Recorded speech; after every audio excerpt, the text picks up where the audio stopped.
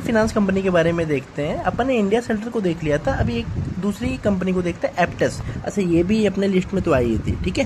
तो एप्टस को देखते हैं। एप्टस का जो लोन बुक का ग्रोथ है ना, वो 21% हुआ है, ठीक है। और थोड़ा सा कंसर्न वाली बात है, क्योंकि पहले ये थोड़ा सा 25% के रेंज में ग्रो करती थी, 24%, 23%, 22% से ये हो के 21% हो गया। अब क्यों हुआ? सबसे पहला आपका घंटी क्यों बजना चाहिए भाई? कोई भी अगर फिनेंशियल वाली कंपनी, अगर एयूएम का ग्रोथ उसका स्लो डाउन होता है, तो बाय डेफिनेशन एक और एक ही रीजन होता है कि उसका असेट क्वालिटी थोड़ा सा खराब हुआ है। अभी मैं आपको दिखाता हूँ ये कैसे। देखो, ये आपका Q1 है, ठीक है। Q1 का स्नैपशॉट है, 2026 की बात कर रहा हूँ। एयूएम ग्रोथ कितना हुआ था? 24% हुआ था। असेट क्वालिटी देखो, जीएनपीए और एनएनपीए देखो। जीएनपीए देखो 1.5% था। Q2 में 24% से 22% हो गया। देखो, ये Q2 की बात कर रहा हूँ, ठीक है। और उसके बाद इनका जीएनपीए भी थोड़ा सा बढ़ गया। अब Q3 की बात करते हैं। Q3 में 21% हो गया। यानी देखो, 24 से 22 आया, 22 से 21 आया, और अभी भी अपन 21 पे ही कर रहे हैं। Q4 में भी 21 पे ही कर रहे हैं। लेकिन देखो, अब जीएनपीए नंबर देखो, 1.4 से 1.5 से 1.55 हो गया और 1.56 हो गया। मतलब Q1 में 1.5 था, Q2 में 1.5 था, 55 था, Q3 में 1.56 हो गया, ठीक है। इस क्वार्टर में उन्होंने सेम ग्रोथ को मेंटेन रखा है, लेकिन एसेट क्वालिटी को थोड़ा सा इम्प्रूव किया है। इम्प्रूव क्यों किया है?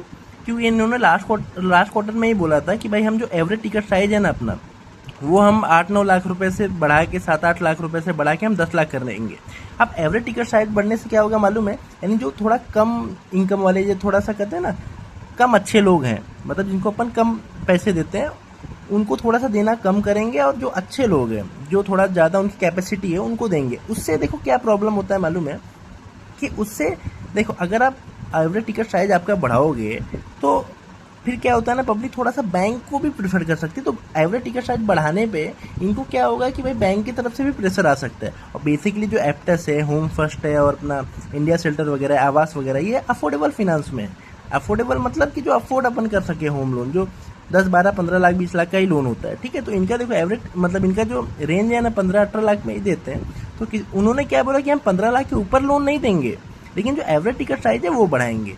तो इसके वजह से देखोगे ना, तो आपका इनका थोड़ा जीएनपीए नंबर, थोड़ा ये एसेट क्वालिटी थोड़ा सा इंप्रूव हुआ है। ओवरऑल उनका गाइडेंस कितना रहता है भाई? 22 से 24% का ग्रोथ करेंगे, और 25,000 का एयूएम लेके जाएंगे 2029 तक। तो आज इनका एयूएम कितना है? 13% है, 13,000 है, 13,000 करोड़ है। और कितना लेके जाएंगे? 25,000 करोड़। तो 13,000 करोड़ से 25,000 करोड़ लेके गए, यानी कितना? डबल लेके गए। तो डबल, अगर 3 साल में डबल हो रहा है, तो क्या क्या कंपाउंडिंग रेट हो गया, समझो ना।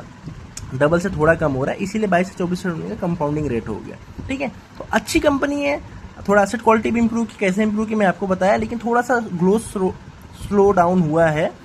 तो उसके हिसाब से आप ऐसे कंपनी को देख सकते हैं। 3 के अंदर प्राइस टू बुक वैल्यू पे मिल रहा है, अच्छी कंपनी है, ठीक है। इसको आप देख सकते हैं।